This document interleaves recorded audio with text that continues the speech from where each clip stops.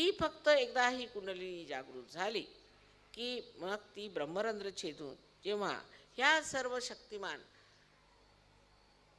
ब्रह्मचैतन्याशी एकाकारिता साधते त्यालाच योग म्हटला पाहिजे. बाकीचे नुसते योगाच्या पायऱ्या आहेत. आज त्या पायऱ्यांची गरज नाही. माझं जर काही कार्य असेल तर ते हेच की मी ह्या सर्व उलाढाली न करताना, कारण आजकाल लोकांना वेळ कुठे आहे, म्हणून आधी कळस मगा पाया अशा रीतीची मी व्यवस्था केली आहे की आधी कुंडलिनी जागृत करून द्या.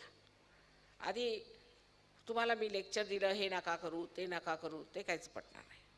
पण काय होईल की कुंडलिनी जागृत केली म्हणजे त्या अंधुक प्रकाशात तुम्ही बघा.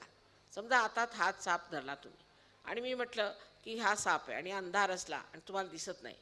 तुम्हाला कशावरून आम्ही म्हणतो हे दोरखंडच आहे आणि धरून बसले. तो चावेस तर धरूनच बसणार तुम्ही. पण जेव्हा थोडासा तरी जर प्रकाश आला त्या अंधुक प्रकाशात सुद्धा तुम्ही बघू शकता की हा साप आहे आणि तुम्ही स्वतः सोडून टाका.